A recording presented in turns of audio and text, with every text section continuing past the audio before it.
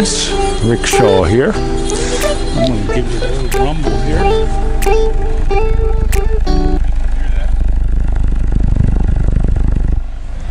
That's our little Honda Mobilio. I'm going to do the 2-year review on this.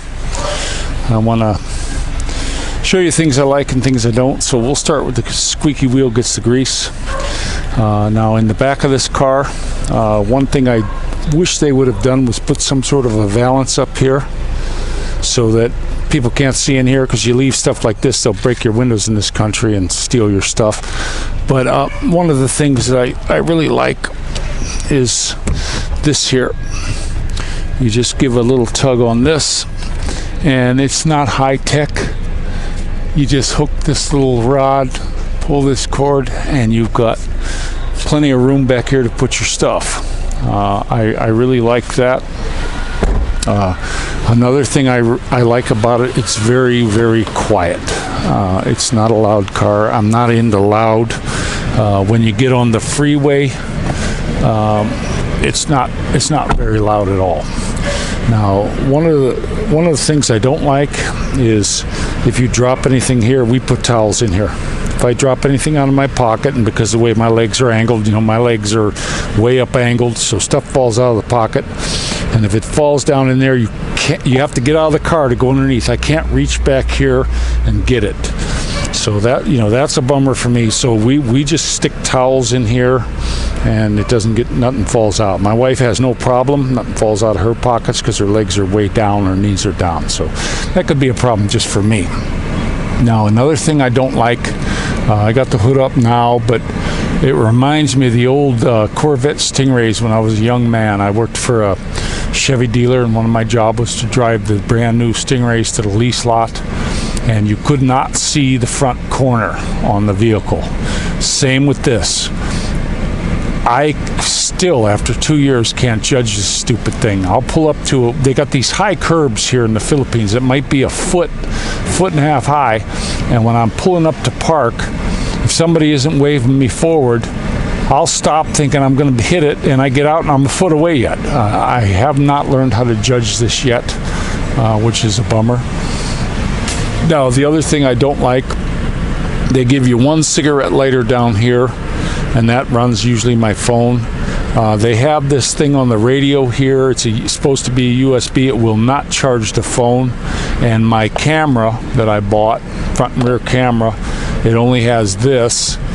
So I have to plug this in down here, and I lose any phone charging. There should have been USB ports, a few of them in here.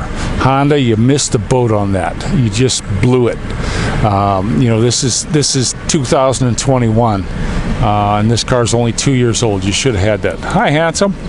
Now, the other thing I complained about before in my last one, oh, I see that, is when I lock, hi, baby. Oh, good picture. Oh, good picture. When you lock the back, the back windows so the kids don't open them, I lose all my power to do anything other than the driver's window.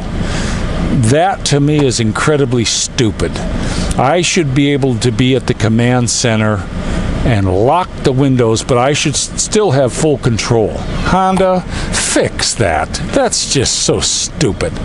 So I have to unlock it, and then if I forget to lock it again, then the kids are rolling these windows down or screwing with them. Same thing with the lights. I wish I had a master control for the lights.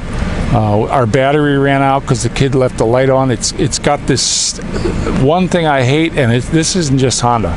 I hate it in all cars. If you leave the light on, it doesn't shut off. It waits for 30 seconds to shut off. So I get out thinking everything's fine, and then I wake up in the morning, the battery's dead because the light was left on. And the battery in this thing, Honda, quit putting your motorcycle batteries in a stupid car. That is really the dumbest thing I've ever seen. They put these little let me show you this battery that Honda put in here. This is, I think my brother had a Goldwing with a bigger battery than this. Look at this little stupid thing in here.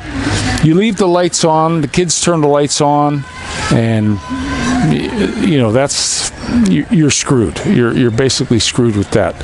So there's my pet peeves about it. I'm going to tell you some of the good things about it. The motor. This motor right here. I haven't found anything about this motor that I do not like. I love everything about it. All things in here are easy to get to. Oil filter. Now they do have this, I got the manual transmission because I won't buy that CVT. That one, you got to suck the fluid out to replace it. That they should have put a drain plug on it. I'm actually thinking of drilling my own drain plug and putting something in there so I can, you know, do it myself without any bull crap. That was the only thing I don't like. Now I'm going to get the motor cleaned again. It's getting kind of dirty. They do it very cheaply here. All the service in this country is incredibly cheap. Now this is a VTEC. Now this motor, when you're driving this motor and you're getting on the highway, yes? Yeah, we're going to do it after I'm done with the video, okay? Please don't keep asking me the same thing over and over and over again, buddy. Just don't. We're going to do it here a little bit. Why don't you go up by yourself? If you want to go buy something, go. What do you need me for? You don't need me. You can walk over the next street. So, some of the things that I'm going to just hit you with some of the things I like. It's wearing the tires evenly. I got 14,000 kilometers on this thing. The tires, they haven't rotated them yet. They're wearing, if you look at them, well, they actually haven't wore at all that I can see. The car handles well. There's zero torque steer. You can put it in first gear, getting on a highway entrance ramp, and floor it with your hands off the steering wheel. The rack and pinion just holds it right there. There's absolutely no torque steer. I had a 84.5 Escort Pony. If you hit the gas, it had 1900 motor. You know, the 4 on the floor and the 5th under the seat, and you hit that, man, it would want to pull the wheel out of your hand. It really torque steered bad. Honda's got this all figured out. It doesn't do anything. Another thing I don't like, since we're doing squeaky wheel gets the grease, I don't like the fact that in the Philippines here that I can't get a loaded one with that transmission. The only way you can get the loaded one is you got to buy this stupid CVT. Then you can get all the stuff on it.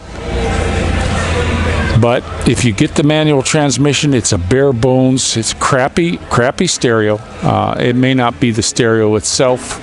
It may be just the signal here in the Philippines, although I've been in some cars that had a good stereo and they were jamming. It plays good when you get signal. It's got that little antenna up on the back there. I would love if Honda would offer a really nice roof rack, like their CV something or other that looks just like this. They should have offered that. They just don't. If you buy the manual transmission, you get nothing. You get what you get. You get this one. There's no other options you can get on it. It's just the way they do it, and that's a mistake, because I don't want a CVT. As far as I've seen on these transmissions, I had a buddy that bought a Ford 500. Beautiful car. 2 years after he got it, it's parked. I'm like, why aren't you driving your car no more? Well, because it was $8,600 to fix the transmission. He still owed on it. Transmission went.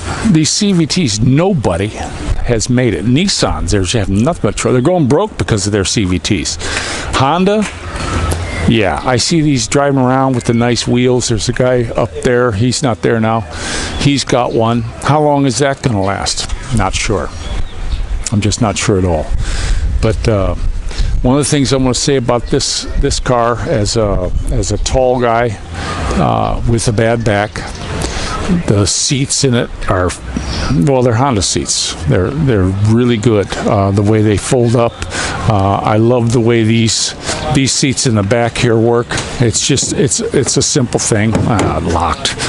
I love how this. That's the thing I don't like. It locks itself all this stupid time. Okay, but look at this. Boom. Kids are in the back. Just an easy, Honda has, I don't care what anyone says, they have the best seats. Now, my first foray into Honda, I had a buddy in West Covina, California, and I was a contractor, and we would get demos of places that they were going to redo electrical, and we get to keep all the wire and all that stuff, pulling everything out. Well, a lot of times we'd be in there and there'd be a really nice toilet. I got a bidet one time. I mean, just really nice sinks, faucets that had just been replaced that were still good, and government housing. And the project manager would say, "Yeah, man, you want that? I don't got to pay somebody else to get it out of here. You want it? Take it." And they take it. So I got water heaters. I would get water heaters just for the tanks. And I got this 40-gallon water tank one time, and I welded that up, welded some bungs on it, and I had a 2-cylinder compressor motor I put on that. And my buddy Teddy and me, we were making these. We were building these, and he had a lot of contacts that more than I had, so we were selling them, and we're splitting the profits. Well, I built a 40-gallon 2-cylinder compressor with I think it was a 3-horsepower motor I put on it. I got out of a machine that we had. It was a 220, and we had that in the garage. And he also sold the guy. We used to go around and pick up fridges and stuff in the garbage and get them working. He was really good at getting he was a tech guy. He would get all this stuff working.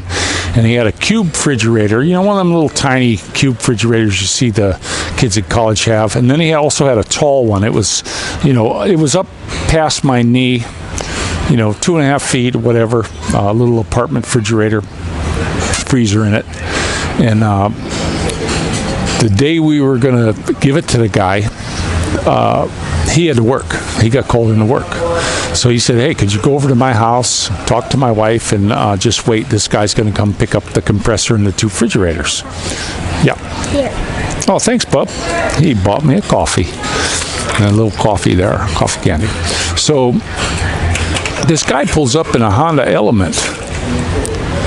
I'm like, "Hey, buddy, you can't park in this driveway. You have to go somewhere else. I got a guy coming in here with a truck. He's going to pick up a compressor." "Oh, that's me." I'm like, "Wow. Where are you going to put it, on the roof?" "Oh, no." And he opened up it had clamshell doors on it, which I thought was really cool. Well, he opened up the back, and he laid the back seats down, and this thing's waterproof. You could spray it out with a garden hose. He laid the back seats down, and then they latched up with the same kind of connector mine got. You just hooked them into the handrail that they had up on top. And he slid that thing on an angle. He put the front of it at the back seat, and the back was in it, and it had these tie downs. And he put his straps on the dang thing and tied it down. And then he put the one refrigerator in the one corner, and then in the side door he put the big tall refrigerator. And I'm looking at this going, man. Oh, thanks, bub. So I was like really impressed with this car. And we packed him up and got it going. That was on a Thursday. I had mine Saturday morning. I went right down to the dealer, $17,000, and I bought one. I said, I gotta have this vehicle.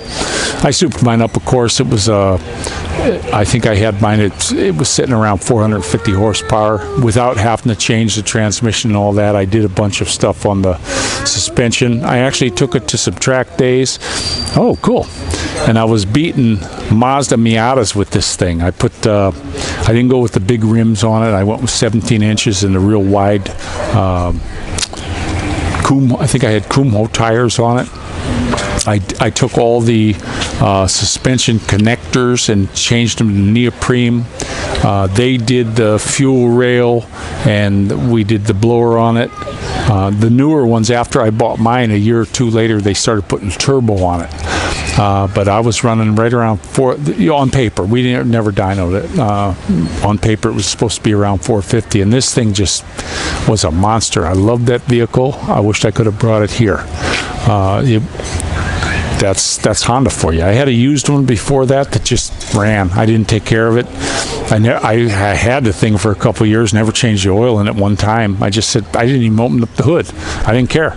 I got the dang thing for, I think, $150, and I just drove it. And I drove the dang thing for back and forth to work for about a year and a half, and then some guy at work bought it off me for $150. Yeah. So that's Honda for you. They're a great motor. This thing it doesn't torque steer. It's not hard on tires. It's super good on gas. The minor pet peeves I have with it are just silly. That's just me.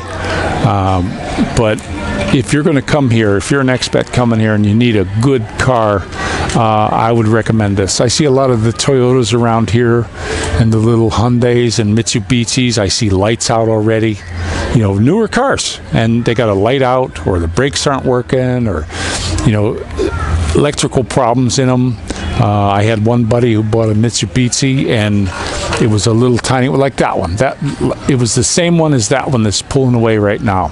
I don't know the model name of that one, but he bought it brand new from work, and it was going through a quart of oil a month. He had to drive a good way to work. I think he was about 20 miles from work, and he was really watching it. It was brand new, and he told me, man, this thing goes down. He took it to the dealer, and they said, that's normal. You know, I had a Ford that did the same thing. I had a Ford truck one time that dealer told me, oh, that's normal. The thing was going through, every 1,000 miles was going through a quart of oil, and I said, oh, that's normal. It's a 351. 5.7 liter. So, you know, they'll tell you that to get away with it, but this thing doesn't use a drop of oil. We're getting ready to take it up to the dealer. I'm not going to change it myself because they do it so cheap here. Service, when you come here to this country at the dealership, the service is so cheap that you don't want to do it yourself. Even the car wash. My car is filthy right now. This GQ, MMZ, BB, FQFZ, that won't go away until they get a new president here, probably. You know, 130 pesos to get it washed. I don't want to do it myself. But everything's closed now. I came into my development the other day. I wanted to go down to 7-Eleven to pay the landlord because of this stupid crap going on with the house. And guess what? They had the whole end blocked off. You know, it's stupid. What is that going to do to help with this convict? Nothing. Absolutely nothing. They're not stopping anybody from coming in and out. So I don't know what's going on. But if you get this, hey, handsome. Yeah. Here, you better eat this one too, because it's really good too. But no torque steer. I don't know if I mentioned this. I'm getting distracted a little bit. But I had a 85.5 Escort Pony that I had the 1900 in. The guy told me when I was buying it, if you buy this one, it's got the souped up motor, and I had cash. I had an accident, and they gave me, like, at that time, they gave me 35 grand, and I wanted to buy a new car, and I got this thing for like $6,200, and he said, don't get they had a 1600 motor, and they had a 2000 motor in this 19. He says the 1900, that's the souped up, that's the one they use in a rally. And it was a dealer where my mom bought cars, and they had a soup-up shop. So they kicked this thing from, I think it was, stock was 120 or 125 horsepower, and they kicked it up at the dealership before I ever got it to like 300. And I did more stuff down the road, fuel rails and all that. I've always done that to a lot of cars. And that was something, but the torque steer on that was murder. If you hit the gas, it wanted to take, in a rack opinion, it wanted to take the steering wheel out of your hand. That's how bad it was. This car right here, you can be getting on the freeway and floor it without even touching the steering wheel. Just hold it with your finger to make sure it stays straight. Just lay your finger right on top or the bottom of the steering wheel. It doesn't pull at all. Even when that cam does its cam profile change and runs all the way up, I ran it up to 8,500 RPM one time, and it just was tugging.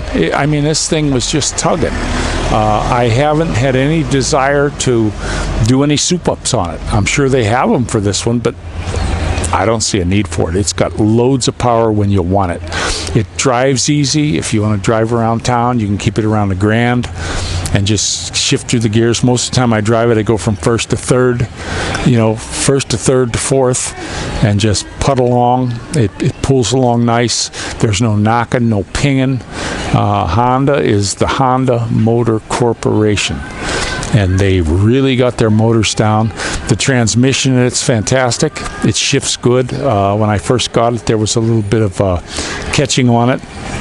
I put the synthetic in there. I got headaches from the dealer. I had to sign a waiver. They try to tell you synthetic is bad, and they made me sign a waiver. I signed it anyway because it's all baloney. And the dang thing has started shifting really good. Like I say, the tires just aren't wearing. The tires still look like new. Front and back, I had a couple flats in the back because all these workmen drop all their crap out of their tricycle and don't pick it up. I actually had to take 2 plugs to poke through the one hole because it was like a half-inch drill bit that came up through my tire, and one plug wasn't going to hold it, so I put two plugs on the same little inserter and gooped it up good, and it's still holding. They should rotate the tires this time. I want them to take that one, put it up underneath. They won't rotate them until a certain mileage, but I'm going to just push the issue this time. You're going to rotate them. I want that tire off the ground.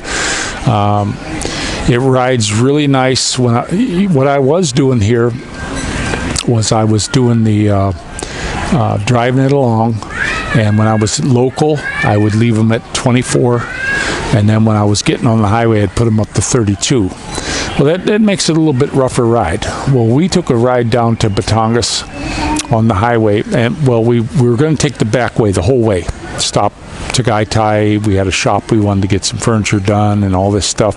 So we were taking the back way. So I left them down at 24 pounds. And we wound up saying, screw this. I'm not driving through this town no more, a lot of traffic. So I got on the highway, and boy, what a difference. I didn't notice any mileage difference. The thing's so thrifty on fuel, it isn't funny. It costs us about $20 a month for all our running around. Not even that some months. And it was quieter. The one thing about this car, it reminds me of the Lincolns. When you're driving it, it doesn't have a lot of noise. I've had cars where I would drive them, and I didn't realize they were getting so noisy until the next day when I got in them and started it up, and the radio was so loud I had to turn it down right away. It's because I was constantly turning it up so I could hear it. Not this one. You set the radio at a low volume. I don't like to listen to loud music. I'm not one for rock concerts or anything like that. I don't like loud noise, period. So the radio is always very low. I don't have to turn it up in this car. It's quiet on the highway. Having the tires at 24 is perfect for the highway. It handles well. It drives like it's on rails. I've actually, when my wife and I went for a ride, I was doing some spirited driving, you might call it. It kind of scared her a little bit. She was hanging onto the hand rack, scared. I wasn't even taxing this thing at all. I had a hard time even getting the tires to start singing to me. I've had cars where I had the tires singing to me, and that's great. My Honda Element, that was another car. I took that to track days. I beat Honda Miatas on the track with that thing because it had just so much power. Now that had an automatic. I didn't have a stick in that one. That one came with an automatic. But I would just keep it down and hit the corners, and it handled. And this one does the same thing. It thinks it's a sports car. Oh, you got your big teddy, your big pillow teddy. I sneak it outside. I know. But guys, if you come here, if you're an expat and you're looking for a car, you can't go wrong with that baby right there. That's a great car. I actually wanted to get an L300. I will get an L300. That's coming because I want to make kind of a camper. I had somebody left a message on there. Oh yeah, if you got a house, you ought to just stay in your house. No, we want to go out and go to the beaches and go out on weekend trips if the kids are in school. If they're not, I'd like to go on a week trip. I'd like to hit some of these islands here. Go to Mindoro, visit her family, and do all that stuff. Well, I like the idea. When I was in the States, when I was very young, I had a truck with a truck camper. I had a 1978 Chevrolet C10 heavy half ton. And I got, for $900, I got this really nice truck camper. And we went and did it. We went everywhere in that thing with the kids. Loved that buggy. And then after I sold that, I got a 28-foot Mark Twain travel trailer that I pulled with the same truck. I changed the rear end. My buddy had a Suburban that had the heavy-duty rear end with a lot of leaf, same leaf springs as mine, but bigger gearing. So I just, instead of swapping, I just swapped everything off of his Suburban because he was junking it. And towed that thing down the highway. I mean, we weren't in no hurry. 55, 60 was what it would do, pulling that big trailer with all our stuff in it. And I used to go to jobs and just stay there, live on the job for 6 months in our trailer, and we would take off anytime. Even if we went to the store, we pulled the trailer along, in case we found a better place to park. But that's kind of my bag, and I'm thinking we can get an L300. I've seen some of the camper ones. I was thinking of maybe putting having a flat top rack. We could put a mattress on there, make a little tent thing up on top. We can have all our cooking stuff. We can put the propane tank mounted to the frame underneath for a barbecue grill, and have an awning on the side. And then we don't have to worry about staying. There's always places in this country where you can say, hey, can I park here? Give them a couple $100. Can we park here and camp? If the first person says no, the next person will say sure. They're cool with it. They don't really give you a hard time with that when you get away from this area. It seems like the longer I've lived here, the more I want to get away from here. Just get farther away from the metropolis, you might say, the Manila mentality. My wife calls it Manila gorillas, and that's what we want to do. But I'm going to go ahead and let you go. And that was my 2-year plus review on the Honda Mobilio. We love the car. You can't go wrong, as far as I know, with a Honda. Even doesn't matter what Honda you get. It just seems like everybody's real happy with them, and we're very happy with ours. And personally, myself, I think it's a really good-looking car. It's a good-looking car. It does everything I ask of it. It doesn't ask for much in return. So this is, say it. Reach out.